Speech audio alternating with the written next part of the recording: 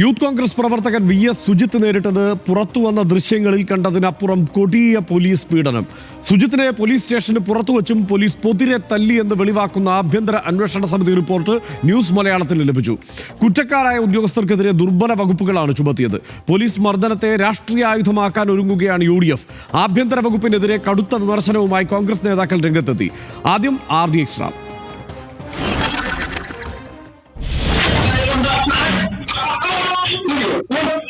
Kunnamkulam police സ്റ്റേഷനിൽ വെച്ച് ക്രൂരമായ കസ്റ്റഡി മർദ്ദനത്തിന് യൂത്ത് കോൺഗ്രസ് പ്രവർത്തകൻ VS സുജിത്ത് ഇരയായെന്ന് ശരിവയ്ക്കുന്നതാണ് ആഭ്യന്തര അന്വേഷണ റിപ്പോർട്ട്. SIയുടെ നേതൃത്വത്തിലാണ് മർദ്ദിച്ചത്. സ്റ്റേഷനിലെ CCTV ഇല്ലാത്ത ഭാഗത്ത് വെച്ചും പോലീസ് കൂട്ടം ചേർന്ന് മർദ്ദിച്ചെന്ന് റിപ്പോർട്ടിൽ കുറ്റപ്പെടുത്തുന്നു. പോലീസ് വീഴ്ചകൾ എണ്ണി പറഞ്ഞുള്ള report crime record bureau assistant commissioner KC Sethu ആഭ്യന്തര വകുപ്പിന് സമർപ്പിച്ചു. പോലീസുകാർക്ക് രക്ഷപ്പെടാൻ പഴുതേറെയിട്ട് ദുർബലമായ വകുപ്പുകളാണ് ചുമത്തിയിരിക്കുന്നത്. ലോക്കപ്പ് മർദ്ദന ദൃശ്യങ്ങൾ പുറത്തു വന്നിട്ടും 1 കൊല്ലം തടവ് ലഭിക്കാവുന്ന കുറ്റം മാത്രമാണ് ചുമത്തിയിട്ടുള്ളത്. 4 പോലീസുകാരുടെയും പ്രൊമോഷൻ 3 വർഷത്തേക്കും ഇൻക്രിമെന്റ് 2 വർഷത്തേക്കും തടഞ്ഞിട്ടുണ്ട്. അതിനാൽ ഇനിയൊരു വകുപ്പ് തല നടപടി സാധ്യമല്ലെന്നാണ് പോലീസിന് ലഭിച്ച നിയമോപദേശം. കസ്റ്റഡി മർദ്ദനത്തിൽ പ്രതിഷേധം കടുപ്പിക്കുകയാണ് UDF. കുറ്റക്കാരായ പോലീസുകാരെ പിരിച്ചുവിടും വരെ സമരം തുടരാനാണ് തീരുമാനം. ഈ മാസം 10 സംസ്ഥാനത്തെ മുഴുവൻ പോലീസ് സ്റ്റേഷനുകൾക്ക് മുൻപിലും ജനകീയ പ്രതിഷേധ സംഗമം നടത്താനും കോൺഗ്രസ് തീരുമാനിച്ചു. RDX rap news Malayalam.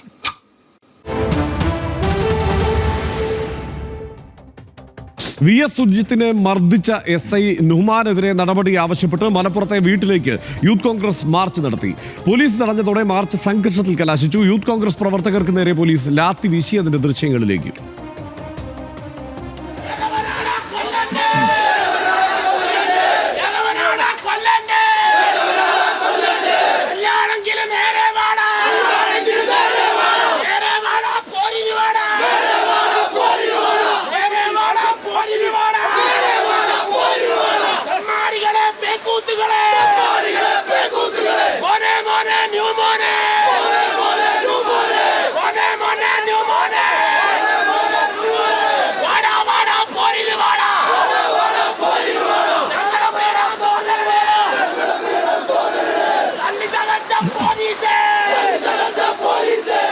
കുറ്റക്കാരായ പോലീസുകാർക്കെതിരെ നടപടി ഉണ്ടായില്ലെങ്കിൽ ഏതറ്റം വരെയും പ്രതിഷേധവുമായി മുന്നോട്ട് പോകുമെന്ന് പ്രതിപക്ഷ നേതാവ് VD സതീശൻ പറഞ്ഞു.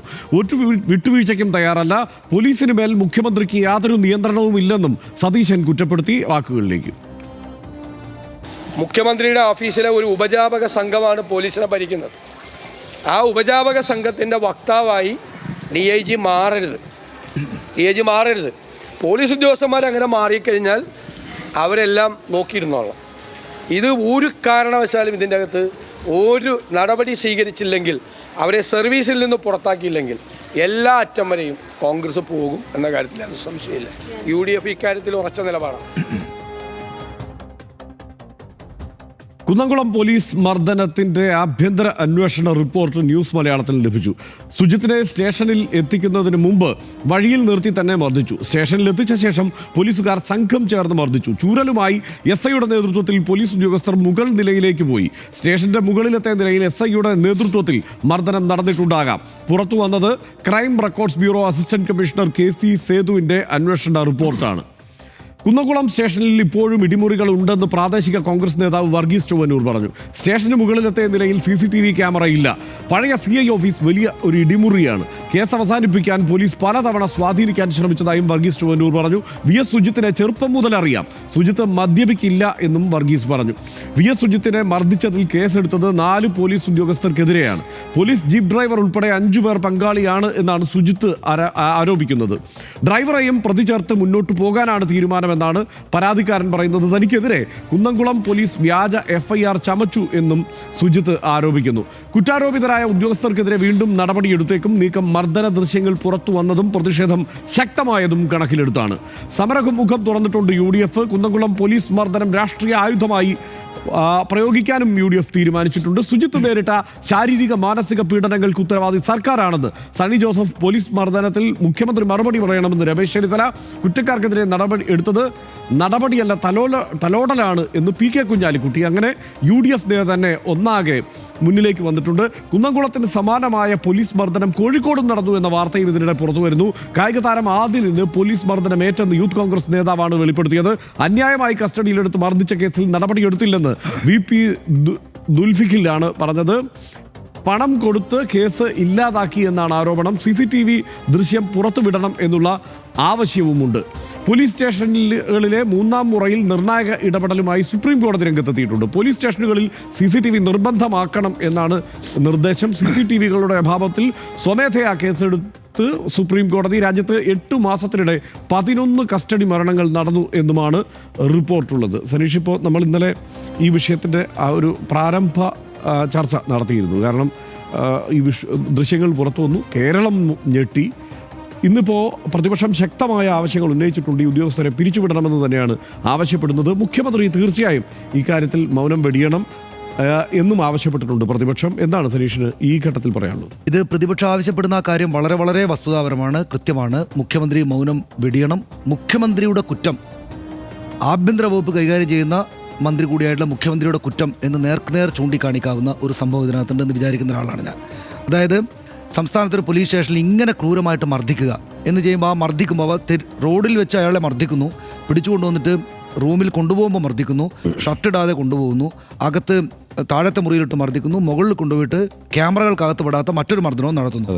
ഇത്രയും തവണ ഈ പോലീസുകാർ അവരുടെ ക്രൂരത ഈ ചെറുപ്പക്കാരൻ്റെ മേൽ പ്രയോഗിക്കുമ്പോൾ ഞങ്ങളോട് ചോദിക്കാൻ ആരുമില്ല, ഉണ്ടാകില്ല, ഞങ്ങളെ ആരും എതിർക്കുകയില്ല എന്നൊരു തോന്നലുള്ളത് കൊണ്ടായിരിക്കുമല്ലോ സ്വാഭാവികമായിട്ട് പോലീസുകാർ ചോദിച്ചിട്ടുണ്ടാവുക, ഈ കുറ്റം ചെയ്തിട്ടുണ്ടാവുക. കാരണം ഞങ്ങളെ ചോദ്യം ചെയ്യൽ, ഇങ്ങനെ തല്ലാൻ പാടില്ല, തല്ലിയാൽ ഞങ്ങളോട് ഇങ്ങനെ ഒരു ഉത്തരവാദിത്ത കേന്ദ്രം ചോദിക്കും എന്നൊരു ഭയപ്പാട് ആഭ്യന്തര വകുപ്പിനെക്കുറിച്ചോ ഉന്നത പോലീസ് ഉദ്യോഗസ്ഥരെക്കുറിച്ചോ അതിനു മുകളിലിരിക്കുന്ന ആഭ്യന്തരമന്ത്രിയെക്കുറിച്ചോ മുഖ്യമന്ത്രിയെക്കുറിച്ചോ ഈ പോലീസുകാർക്കില്ല എന്നതാണ് ഇതിലെ ഏറ്റവും പ്രധാനപ്പെട്ട കാര്യം. അതുകൊണ്ടാണ് നമ്മളത് കണ്ടത്. മുഖ്യമന്ത്രിക്കും ആഭ്യന്തരമന്ത്രിക്കും രണ്ടുപേരും ഒരാളാണ്. സർക്കാരിന് ഒരുപക്ഷെ ഇതത്ര ഗൗരവമായിട്ട് തോന്നാത്തത് ഇതുവരെ, അല്ലെങ്കിൽ അവരുടെ കയ്യിൽ ഈ റിപ്പോർട്ടും വിഷ്വൽസും ഒക്കെ നേരത്തെ ഉണ്ടായിട്ടും അക്കാര്യങ്ങളെക്കുറിച്ച് ഗൗരവം തോന്നാത്തത് ഒരുപക്ഷെ ഞാൻ സംശയിക്കുന്നു. ഇത്തരം സംഭവങ്ങൾ ഇത് വേറെയും നടക്കുന്നുണ്ടാകണം. അത് ക്യാമറയിൽ പകർത്തപ്പെട്ടിട്ടില്ലാത്തത് കൊണ്ട് മാത്രം നമ്മൾ അറിയുന്നില്ല എന്നേ ഉണ്ടാകൂ. ഒരുപക്ഷെ സംസ്ഥാനത്തെ പോലീസ് സ്റ്റേഷനുകളിൽ ഇത്തരം മർദ്ദനങ്ങൾ വേറെയും നടക്കുന്നുണ്ടാകണം. അതുകൊണ്ടൊരു സാധാരണ കാര്യമായിട്ട് ഭരിക്കുന്ന ആളുകൾക്ക് തോന്നിയേക്കാം. പക്ഷേ നമ്മൾ പാവപ്പെട്ടവർക്ക്, സാധാരണക്കാർക്ക്, ഈ നാട്ടിലെ ജനങ്ങൾക്ക് അത് പറ്റില്ല. കാരണം എന്താണെന്ന് വെച്ചാൽ ഞങ്ങൾക്ക് പോലീസ് സ്റ്റേഷനിലേക്ക് പോകേണ്ടതാണ്, ബഹുമാനത്തോടെ ഇടപെടൽ ഇങ്ങോട്ടേക്ക് കിട്ടേണ്ടതാണ്. ഒരു തരത്തിലും ഈ കാര്യങ്ങൾ ചെയ്യാൻ പറ്റില്ല. അതുകൊണ്ട് മുഖ്യമന്ത്രി കുറ്റക്കാരനാണ്, ആഭ്യന്തരമന്ത്രി എന്ന നിലയ്ക്ക് അദ്ദേഹം കുറ്റക്കാരനാണ്. അദ്ദേഹത്തിന് 2 തരം ഉത്തരവാദിത്തങ്ങളുണ്ട്. മുഖ്യമന്ത്രി, ആഭ്യന്തരമന്ത്രി എന്ന നിലയിൽ ഈ സർക്കാർ ആകത്തന്നെ മറുപടി പറയണം. പ്രതിപക്ഷ സമരത്തിൻ്റെ കൂടെയാണ് ഈ വിഷയത്തിൽ കേരളം നിൽക്കേണ്ടത് എന്നാണ് ഞാൻ വിചാരിക്കുന്നത്. കാരണം അത് രാഷ്ട്രീയ വ്യത്യാസമില്ലാതെ എല്ലാ സാധാരണക്കാരുടെയും ഒരു പ്രധാനപ്പെട്ട കാര്യമാണ്. രണ്ടാമത്തേത്, പ്രതിപക്ഷത്തിനെതിരെയും നാട്ടുകാർ സംസാരിക്കണം. പ്രത്യേകിച്ചും കോൺഗ്രസിനെതിരെയും യൂത്ത് കോൺഗ്രസിനെതിരെയും നാട്ടുകാർ സംസാരിക്കണം എന്നാണ് ഞാൻ വിചാരിക്കുന്നത്. ഇവരുടെ യൂത്ത് കോൺഗ്രസിൻ്റെ ഈ ചെറുപ്പക്കാരൻ തല്ലുകൊണ്ടിട്ട് അവിടെ കിടക്കുമ്പോൾ മറ്റവർ റീലൂട്ട് നടക്കുകയായിരുന്നു. റീൽസും ഷൂട്ട് ചെയ്തിട്ട് ഇങ്ങനെ പലപ്പോഴായിട്ട് ഇങ്ങനെ കളർ കുപ്പായിട്ട് ആളുകൾ അങ്ങോട്ടും ഇങ്ങോട്ടും നടക്കരുത്. അത് ചെയ്യരുത് എന്നല്ല ഞാൻ പറയുന്നത്. പക്ഷേ ഈ ചങ്ങാതി അവിടെ തല്ലുകൊള്ളുമ്പോൾ നമ്മുടെ ഒരു രാഷ്ട്രീയ ധാരണ വെച്ചിട്ട്, നമ്മുടെ രാഷ്ട്രീയ പരിചയം വെച്ചിട്ട് ഹർഷൻ ഇത് തിരിച്ചായിരുന്നുവെങ്കിലും ഒന്ന് ആലോചിച്ചു. ഒരു DYFI പ്രവർത്തകന് കോൺഗ്രസ് ഭരിക്കുന്ന കാലത്ത് ഈ പോലീസ് സ്റ്റേഷനകത്ത് തല്ലുകൊണ്ടു ഇങ്ങനെ എന്ന് കരുതുക. അയാൾ അവിടെ നിന്ന് പുറത്തേക്ക് ഇറങ്ങിയിട്ട് വന്നിട്ട് പറയാണ്, അയാളുടെ സഹാക്കളോട് പറയാണ്, ഇതാ എനിക്ക് തല്ലുകൊണ്ടിരിക്കുന്നു, എന്നെ ഇങ്ങനെ തല്ലിയിരിക്കുന്നു, വിഷയമൊന്നുമില്ല, എന്നെ തല്ലിയിരിക്കുന്നു. ആ പോലീസ് സ്റ്റേഷന് മുമ്പിൽ സമരം നടത്തില്ലേ അവർ? ജനകീയ സമരം നടത്തിയിട്ട് അതിനെ അവർ മറുപടി പറയാൻ ബാധ്യസ്ഥരാക്കില്ലേ? ഇതിപ്പോൾ ഇവിടെ 1-2 ആളുകളുടെ വ്യക്തിപരമായിട്ടുള്ള സമരം മാത്രമായിട്ടല്ലേ പോയത്? എന്തുകൊണ്ട് അങ്ങനെ സംഭവിച്ചു എന്ന് സ്വാഭാവികമായിട്ട് ആളുകൾ ചോദിക്കില്ലേ? ഇപ്പോൾ ഈ വർഗീസ് ചൊവ്വന്നൂർ എന്ന് പറയുന്ന ഒരു വളരെ മികച്ച നല്ലൊരു കൊള്ളാവുന്ന കോൺഗ്രസ് പ്രാദേശിക നേതാവ് ഉണ്ടായിരുന്നില്ലെങ്കിൽ ഈ സുജിത്ത് VS എന്ന് പറയുന്ന കോൺഗ്രസ് നേതാവ് ഈ തല്ലുകൊണ്ട് ക്ഷീണിച്ച് വീട്ടിൽ പോയിരിക്കുകയല്ല, ഞാനിതിനെതിരെ ഫൈറ്റ് ചെയ്യും, ആര് ഭരിക്കുകയാണെങ്കിലും 2ാം തവണയും കുറെ കൂടെ ശക്തമായിട്ട് പിണറായി വിജയൻ ഭരിക്കുകയാണെങ്കിലും ഞാൻ ഫൈറ്റ് ചെയ്യും എന്ന് അയാൾ തീരുമാനിച്ചില്ലായിരുന്നെങ്കിൽ ഇതെങ്ങനെ പുറത്തേക്കെത്തും? അപ്പോൾ സ്വാഭാവികമായിട്ട് ഇത് കേരളത്തിലെ ജനങ്ങൾക്കാകെയുള്ള ഒരു മുന്നറിയിപ്പാണ്. പ്രതിപക്ഷം കുറെ കൂടെ മെച്ചപ്പെട്ട നിലയിൽ സ്വന്തം ആളുകളുടെ കാര്യം മാത്രമല്ല പൊതുജനത്തിൻ്റെ ആകെ നോക്കാനുള്ളതാണ്. പോലീസ് സ്റ്റേഷനുകളിൽ ആളുകൾ ഇപ്പം നമ്മുടെ മുമ്പിൽ ഉദയകുമാറിൻ്റെ കേസുണ്ടല്ലോ ഹർഷൻ, ഞാൻ അധികം സംസാരിക്കുന്നില്ല. പക്ഷേ എന്നാലും ഈ പറയുന്ന പ്രതിപക്ഷത്തിൻ്റെ വീഴ്ച കൂടെ, പ്രത്യേകിച്ചും കോൺഗ്രസിൻ്റെ വീഴ്ച കൂടെ, അതിൽ തന്നെ യൂത്ത് കോൺഗ്രസിൻ്റെ വീഴ്ച കൂടെ ഇതിനകത്ത് പരിശോധിക്കപ്പെടണം. കാരണം അവരുടെ ഒരു നേതാവ് ഒരു പ്രാദേശിക സ്ഥലത്ത്, ഞാൻ എവിടെയോ വായിച്ചു, ഷാഫി പറമ്പിൽ ചെന്ന് കണ്ടിരുന്നു, അല്ലെങ്കിൽ മറ്റുള്ള ആളുകളോട് പറഞ്ഞിരുന്നു ഇത് എന്ന്. അങ്ങനെ പറഞ്ഞിട്ടും എന്തിനാണ് വിഷ്വൽസ്? ഇപ്പോൾ വിഷ്വൽസ് വന്നപ്പോൾ ചാനലുകളിലൂടെ എല്ലായിടത്തേക്കും വന്നപ്പോൾ ഇതിൻ്റെ നൃശംസത ആളുകൾക്ക് ബോധ്യപ്പെടുകയും ആളുകൾ അതിൻ്റെ കൂടെ നിൽക്കുകയും ചെയ്തു. പക്ഷേ അതല്ലാതെ തന്നെയും അവർ ഇടപെട്ട് ഈ പ്രശ്നത്തിൽ അതിശക്തമായിട്ട് സർക്കാരിനെതിരെ സമരം നടത്തേണ്ടതായിരുന്നു. അതുണ്ടായിട്ടില്ല എന്നാണ് നമ്മൾ കാണുന്നത്. അതുകൊണ്ടാണ് ഞാൻ പറഞ്ഞത്, ഞാൻ റീലുകൾ എടുക്കുന്നതിനോ നല്ല വസ്ത്രങ്ങൾ ധരിച്ച് സമരങ്ങളിൽ പങ്കെടുക്കുന്നതിനോ നേതാക്കളായിട്ട് നടക്കുന്നതിനോ ഞാൻ എതിരല്ല. പക്ഷേ നിങ്ങളുടെ പ്രാഥമികമായ ഉത്തരവാദിത്വം നിങ്ങൾ ചെയ്യാതെ അത് ചെയ്തോ എന്ന് പൊതുപ്രവർത്തകരോട് നാട്ടുകാർ ചോദിക്കും. പ്രത്യേകിച്ച് യൂത്ത് കോൺഗ്രസ്സുകാരും ചോദിക്കും എന്നാണ് എനിക്ക് തോന്നുന്നത്. തീർച്ചയായും ഈ വർഗീസ് ചൊവ്വന്നൂർ ഇല്ലായിരുന്നെങ്കിൽ ഈ കേസ് ഇങ്ങനെയൊന്നും ആകില്ലായിരുന്നു എന്ന കാര്യത്തിൽ ഒരു സംശയമില്ല. അദ്ദേഹം ഒരു സാധാരണ പ്രാദേശിക നേതാവ് മാത്രമാണ് കോൺഗ്രസിൻ്റെ. പക്ഷേ അദ്ദേഹം തുടർച്ചയായി ഇതിന് പിന്നിൽ നിന്നു. 20 ലക്ഷം രൂപ ഈ പോലീസുകാർ വർഗീസ് ചൊവ്വന്നൂരിനും ഈ സുജിത്തിനും ഓഫർ ചെയ്തു എന്നാണ് പറയുന്നത്. ജീവിതമാണ്, അതുകൊണ്ട് കേസുമായി മുന്നോട്ട് പോകരുത്, ഞങ്ങൾ ഈ കാശ് തരാം, അങ്ങനെ എങ്ങനെയെങ്കിലും ഒന്ന് ഒത്തീർപ്പാക്കി ഒഴിവാകണം എന്നാവശ്യപ്പെട്ടു. പക്ഷേ അതിന് അവർ വഴങ്ങാൻ കൂട്ടാക്കിയില്ല. സത്യത്തിൽ ആ വിൽ പവറും ചെറുതല്ല. കാരണം പോലീസിനെ എപ്പോഴും ഒരു അധികാര രൂപത്തിലാണ് നമ്മൾ കാണുന്നത്. അങ്ങനെയുള്ളവർ അപേക്ഷിക്കുകയാണ്, 20 ലക്ഷം രൂപ അങ്ങോട്ട് തരാമെന്ന് പറയുന്നു.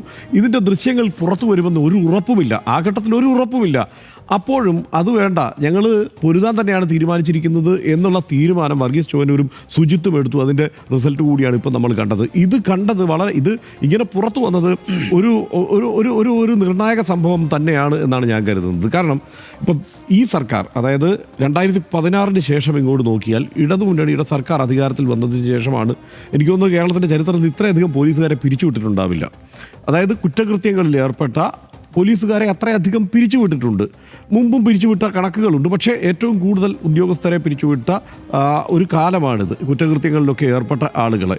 അപ്പോൾ ഇത് ആ നിലയ്ക്ക് ഈ കുറ്റകൃത്യങ്ങളിൽ ഏർപ്പെട്ട ആളുകൾ തന്നെയാണ് എന്ന് സംശയം ലേശമന്യേ നമുക്ക് മുന്നിൽ തെളിവുള്ളപ്പോൾ അവർക്കെതിരെ ഏറ്റവും ശക്തമായ നടപടിയെടുക്കണം. ഇതിൽ സർക്കാരിനെ രൂക്ഷമായി നമ്മൾ വിമർശിക്കേണ്ട തലം എന്ന് പറയുന്നത് നമ്മൾ ഇന്നലെയും പറഞ്ഞതാണ്. ഈ ദൃശ്യങ്ങൾ സർക്കാരിന് മുമ്പിൽ മുമ്പേ ഉള്ളതാണല്ലോ, ഈ ദൃശ്യങ്ങൾ ഈ ഉദ്യോഗസ്ഥർക്ക് മുമ്പിൽ മുന്നേ ഉള്ളതാണല്ലോ. അവർക്കെതിരെ സ്വീകരിച്ച അച്ചടക്ക നടപടി എന്നത്, അതായത് പ്രാഥമികമായ അച്ചടക്ക നടപടി എന്നത് ദുർബലമാണെന്ന് തന്നെയാണ് ഞാൻ കരുതുന്നത്. അതുതന്നെയാണ് ഈ സർക്കാരിന്, ഈ ആഭ്യന്തര വകുപ്പിനും ഉണ്ടായിട്ടുള്ള ഏറ്റവും വലിയ പാളിച്ച. അതിൽ അവർ ഉത്തരവാദിത്തമുണ്ട്, അവരത് തുറന്ന് സമ്മതിക്കേണ്ടതുമാണ്. ഒന്ന്, 2 വർഷത്തെ 3 വർഷത്തെ പ്രൊമോഷൻ തടഞ്ഞു, 2 വർഷത്തെ ഇൻക്രിമെൻറ്റും തടഞ്ഞു. ഇതാണ് ആകെപ്പാടെ ഉണ്ടായിട്ടുള്ള ഒരു ശിക്ഷ. അവരിപ്പോൾ ജോലി ചെയ്തതുപോലെ മറ്റൊരു സ്ഥലത്തേക്ക് ട്രാൻസ്ഫർ കൊടുക്കുന്ന ഒരു ശിക്ഷയായിട്ട് നമുക്ക് കണക്കാക്കാനാവില്ല. ഈ ഇതേ ചുമതലകളൊക്കെ തന്നെ അവർ നിർവഹിക്കുന്നു എന്നുള്ളതും ഒരു ശിക്ഷയായി നമുക്ക് മറ്റൊരു ഓഫീസിലേക്ക് പോകുമ്പോൾ അങ്ങനെ മാറ്റം കിട്ടി എന്നതുകൊണ്ട് അതൊരു ശിക്ഷയായി നമുക്ക് കണക്കാക്കാനാവില്ല. പക്ഷേ അവർക്കൊരു സസ്പെൻഷൻ പോലും അനുഭവിക്കാതെ, അല്ലെങ്കിൽ ഗുരുതര പിരിച്ചുവിടലിലേക്ക് തന്നെ പോകേണ്ട കുറ്റകൃത്യമാണ് അവർ ചെയ്തിരിക്കുന്നത് എന്നുള്ള കാര്യത്തിൽ സംശയമില്ല. ഇനി ഈ പോലീസ് ഉദ്യോഗസ്ഥരെ വെച്ചുകൊണ്ട് മുന്നോട്ട് പോകാനേ പാടില്ല എന്ന കാര്യത്തിൽ ഒരു തർക്കവുമില്ല. കാരണം ആ ശശീന്ദ്രൻ എന്ന് പറയുന്ന പോലീസുകാരനൊക്കെ അങ്ങേയറ്റം ക്രിമിനലാണെന്നുള്ള കാര്യത്തിൽ ഇനി എന്തെങ്കിലും തെളിവിൻ്റെ ആവശ്യമുണ്ടോ? അത് സുജിത്ത് ആവർത്തിച്ച് പറയുന്നുണ്ട്. സുജിത്ത് ഇപ്പോൾ പറയുമ്പോൾ പോലും അയാളോട് ബഹുമാനത്തോടെ ചാർന്ന് വിളിച്ചിട്ടാണ് പറയുന്നത്. അതാണ്. അപ്പോൾ ആ പിടിച്ചപ്പോഴും ആ മട്ടിൽ തന്നെ ആയിരിക്കുമല്ലോ സുജിത്ത് ഒരുപക്ഷെ പെരുമാറിയിട്ടുണ്ടാവുക. എന്നിട്ടാണ് ഇത്ര ക്രൂരമായി കൈകാര്യം ചെയ്തിരിക്കുന്നത്. സനീഷ് പറഞ്ഞ ഒരു കാര്യം കൂടിയുണ്ടല്ലോ, അതായത് ഈ വിഷ്വൽ വന്നില്ലായിരുന്നെങ്കിൽ ഇടതുമുന്നണിയിൽ ഇപ്പോൾ പ്രതികരിക്കുന്ന മുഴുവൻ പേരും പോലീസിൻ്റെ ക്രൂരതയെക്കുറിച്ച് പ്രതികരിക്കുന്നുണ്ട്. എല്ലാവരും, ചിലപ്പോൾ നമ്മളടക്കം ഇങ്ങനെ ഒരു മർദ്ദനം നേരിട്ടിട്ടുണ്ടെന്ന് പറയുമ്പോൾ നമ്മളതേക്കുറിച്ച് അന്വേഷിക്കാനുള്ള ഒരു സംവിധാനം ഒരുപക്ഷെ ഏർപ്പെടുത്തും. നമ്മളുടെ റിപ്പോർട്ടർ അന്വേഷിക്കും, മർദ്ദനം നടന്നിട്ടുണ്ടെന്ന് പറയുന്നു എന്നതായിരിക്കുമല്ലോ നമുക്ക് കിട്ടുന്ന വിവരം. പക്ഷേ ഇവിടെ അങ്ങനെയല്ലല്ലോ. ഇതാ മർദ്ദനത്തിൻ്റെ ദൃശ്യങ്ങൾ നമുക്ക് കൃത്യമായി മുന്നിലുള്ളതുകൊണ്ടാണ് ഇടതുമുന്നണിയുടെ നേതാക്കളടക്കം ഇതിനെ ശക്തമായി അപലപിച്ചുകൊണ്ട് രംഗത്തെത്തിയിരിക്കുന്നത്. അല്ലെങ്കിൽ ഇങ്ങനെ ഒരു ആരോപണം മാത്രമായി ഇത് പോയേനെ. പക്ഷേ അങ്ങനെയല്ല കോൺഗ്രസ് നേതാക്കൾ ഇത് എടുക്കേണ്ടത്. അവരുടെ ഒരു യൂത്ത് കോൺഗ്രസിൻ്റെ മണ്ഡലം പ്രസിഡന്റ് മർദ്ദനമേറ്റിട്ട് വന്നിട്ട് എനിക്കിങ്ങനെ മർദ്ദനമേറ്റു എന്ന് പറയുമ്പോൾ അത് നിയമസഭയിൽ ഉന്നയിക്കണമെന്നാവശ്യപ്പെട്ടുകൊണ്ട് ഈ പറയുന്ന വർഗീസ് ചൊവ്വന്നൂർ 7 തവണയാണ് ഷാഫി പറമ്പിലിനെ കണ്ടിട്ടുള്ളത്. 7 തവണ. ഇത് രാഹുൽ മാങ്കൂട്ടത്തിനോട് ഇതേ ആവശ്യം ഉന്നയിച്ചുകൊണ്ട് ഈ കാര്യത്തിൽ ഇടപെടണമെന്ന് ആവശ്യപ്പെട്ടുകൊണ്ട് കെഞ്ചിക്കേണ്ട അപേക്ഷിച്ചിട്ടുണ്ട്. പക്ഷേ അതിൽ ഇടപെട്ടിട്ടില്ല ആ ഘട്ടത്തിൽ. ഇനിയിപ്പോൾ വർഗീസ് ചൊവ്വന്നൂർ പോലും ആ കാര്യം അങ്ങനെ പറയണമെന്നില്ല. കാരണം അത് സംഘടന എന്ന നിലയ്ക്ക് ഈ ഘട്ടത്തിൽ ഏറ്റെടുത്തിട്ടുണ്ട്. അവർ സമരത്തിലേക്ക് പോകുന്നു. ആ സമരത്തെ ദുർബലപ്പെടുത്തുന്ന തരത്തിൽ ഇപ്പോൾ പറയേണ്ടതില്ല എന്ന് വർഗീസ് ചൊവ്വന്നൂർ അടക്കം തീരുമാനിക്കുന്ന സംശയമില്ല. പക്ഷേ വർഗീസ് ചൊവ്വന്നൂർ രാഹുൽ മാങ്കൂട്ടത്തിൻ്റെ ഈ പറയുന്ന ഫേസ്ബുക്കിലെ അദ്ദേഹത്തിൻ്റെ ആഘോഷങ്ങൾ കാണുമ്പോൾ അതിൽ സഹി കെട്ടിട്ട് അതിൻ്റെ ചുവട്ടിൽ പോയിട്ട് കമൻറ്റ് ചെയ്തിട്ടുണ്ട്. ഈ വർഗീസ് ചൊവ്വന്നൂർ ഈ വിഷയം നിങ്ങൾ ടേക്കപ്പ് ചെയ്തിട്ടില്ല എന്നുള്ളത് ആവർത്തിച്ച് ഓർമ്മിപ്പിച്ചുകൊണ്ട് അദ്ദേഹം വൈകാരികമായി രാഹുൽ മാങ്കൂട്ടത്തിൻ്റെ പോസ്റ്റിന് താഴെ പ്രതികരിച്ചിട്ടുണ്ട്. അത്രയും സംഭവിച്ചിട്ടുണ്ട്. അപ്പോൾ എന്നിട്ട് പോലും ഒരു ഇടപെടൽ ഈ കേസിൽ ഇതുവരെ കോൺഗ്രസ് നേതൃത്വത്തിൻ്റെ ഭാഗത്ത്, യൂത്ത് കോൺഗ്രസ് നേതൃത്വത്തിൻ്റെ ഭാഗത്തൊന്നും ഉണ്ടായില്ല. അതാണ് ഞാൻ പറഞ്ഞത്. നമ്മൾ മുമ്പ് യൂത്ത് കോൺഗ്രസിൻ്റെ ഈ രാഹുൽ മാങ്കൂട്ടത്തിൻ്റെ ഇടപെടലുകളെ കുറിച്ചൊക്കെയുള്ള ചർച്ചകൾ വന്നപ്പോൾ ഒക്കെ നമ്മൾ പറഞ്ഞ പ്രശ്നം നിലനിൽക്കുകയാണ്. അതിൻ്റെ സംഘടനാ ശരീരത്തെ അവർ ദുർബലപ്പെടുത്തിയിട്ടുണ്ട്. ആ സംഘടനാ ശരീരം കൂടുതൽ കരുത്താർജിക്കാൻ തക്കവണ്ണമുള്ള ഒരു സംഭവം കൂടിയായി ഇത് മാറട്ടെ എന്നാണ് ഇപ്പോൾ തൽക്കാലം പറയാനുള്ളത്. കാരണം ഇപ്പോൾ അവർ സമരമുഖത്തുണ്ട്. ശക്തമായ സമരവുമായി മുന്നോട്ട് പോകണം. സർക്കാരിനെ കൊണ്ട് ഇതിൽ ഉത്തരം പറയിക്കണം എന്ന കാര്യത്തിൽ തർക്കമൊന്നുമില്ല. മാത്രമല്ല, ആ ഉദ്യോഗസ്ഥരെ പിരിച്ചുവിടുന്നതുവരെ നിങ്ങളുടെ സമരവും ഈ ആവശ്യവും നിലനിർത്തുക തന്നെ വേണം. മൂന്നാം മുറയുടെ ഭീകരത മുഖ്യമന്ത്രി പിണറായി വിജയനെ ആരും പറഞ്ഞു മനസ്സിലാക്കേണ്ടതില്ല. അടിയന്തരാവസ്ഥ തടവുകാരനായിരിക്കെ കടുത്ത പോലീസ് മർദ്ദനത്തിന് ഇരയായ ആളാണ് അദ്ദേഹം. സ്വന്തം ചോര പുരണ്ട ഷർട്ട് നിയമസഭയുടെ മേശപ്പുറത്ത് വെച്ചിട്ട് അന്ന് MLA ആയിരുന്ന പിണറായി നടത്തിയ നിയമസഭാ പ്രസംഗം കേരളത്തിൻ്റെ ചരിത്ര രേഖയാണ്. അങ്ങനെ ഒരാൾ പോലീസ് മന്ത്രിയായി കേരള പോലീസിനെ നയിക്കുന്ന കാലത്ത് ഒരൊറ്റയാളും കസ്റ്റഡിയിലും ലോക്കപ്പിലും തല്ലുകൊള്ളാൻ പാടില്ലാത്തതാണ്. പിന്നെ നാട് എത്ര പുരോഗമിച്ചാലും നന്നാകില്ലെന്ന് തീരുമാനിച്ചുറപ്പിച്ചതുപോലെയാണ് സംസ്ഥാനത്തെ ചില ഉദ്യോഗസ്ഥരുടെ പെരുമാറ്റം. ബിരുദവും ബിരുദാനന്തര ബിരുദവും മുതൽ ഗവേഷണ പ്രബന്ധം എഴുതി സമർപ്പിച്ച അക്കാദമിക് വിദഗ്ധർ വരെ നമ്മുടെ പോലീസ് സേനയിലുണ്ട്. കാലാകാലങ്ങളിൽ മാറി മാറി വരുന്ന സർക്കാരുകൾ സേനയെ നവീകരിക്കാൻ എത്ര കോടികളാണ് ചെലവഴിച്ചത്. കുറ്റാന്വേഷണത്തിൻ്റെ പൊൻതൂവലുകൾ ഏറെ നേടിയിട്ടുണ്ടെങ്കിലും കസ്റ്റഡി മർദ്ദനവും മൂന്നാം മുറയും പോലീസിന് തീരാ നാണക്കേടാണ്. ഏറെ സങ്കടകരമായ ഈ സംഭവം പോലീസ് സംവിധാനത്തെ ഒട്ടാകെ നവീകരിക്കാൻ കൂടി നാന്ദിയാവട്ടെ എന്ന് മാത്രം ഇപ്പോൾ പറയുന്നു. RDX അടുത്ത വിഷയത്തിലേക്ക്.